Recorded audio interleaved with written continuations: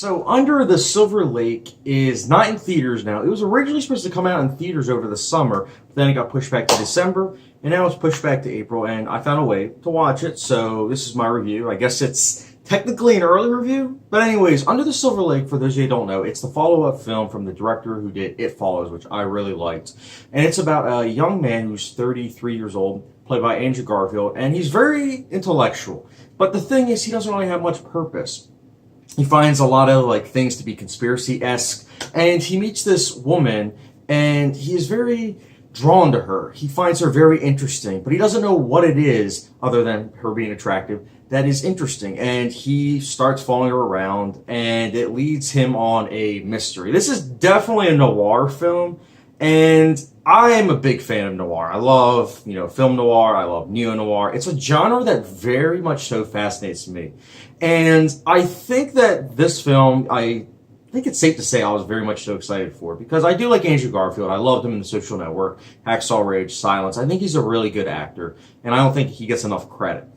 And in this film, he is good. I mean, he is very entertaining to watch. Not really likable, but I feel as though that's what the director is trying to achieve, where he's not really likable, but at the same time, you can't help but find him compulsively watchable because of just the things he does and just the situations he gets himself into and the world he gets into. And I'm a big fan of films that are very ambitious and are just ballsy with willing to be weird. And this film definitely achieves that. It knows what it is and it knows what it wants to be. And I give films props when they actually try to be weird and ambitious. And this film definitely is as such. It definitely reminded me of Mulholland Drive, just a lot less intellectual. It's like Mulholland Drive meets Rear Window. And I love both films, and I think that this film, whilst not as great as either of those two films, I do think it does have its merits. For one, the score is really good.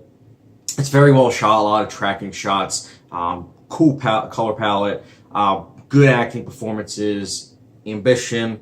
But again, it's not a perfect film. I think one of the biggest things is that this film, whilst you can look at it as a lens of this film is literally a representation of the main character as being pointless, but I think it's more to the point of the fact that it isn't really willing to try and peel back even more layers. Don't get me wrong, I think that this is a good film, but I do think that there could have been more to it. I felt like they could have explored more areas that, seemed fascinating for me. I would have been fascinated more by this party scenes if they had focused more on the certain things that they were doing there.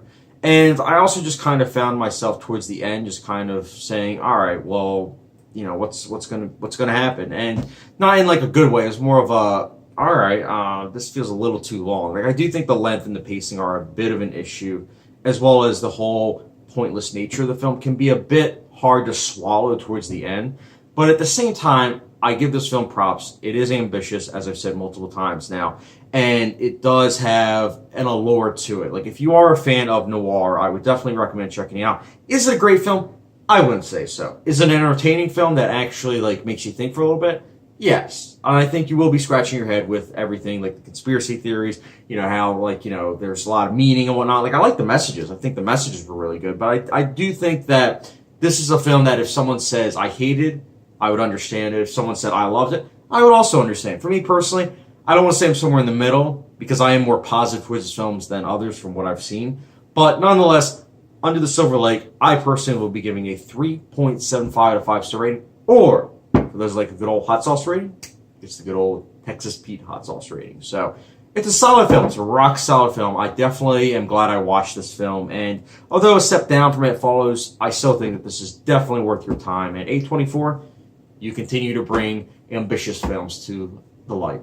So, guys, Under the Silver Lake, let me know your thoughts in the comment section down below. And as always, don't forget the subscription, notification bell, and I'll catch you guys later.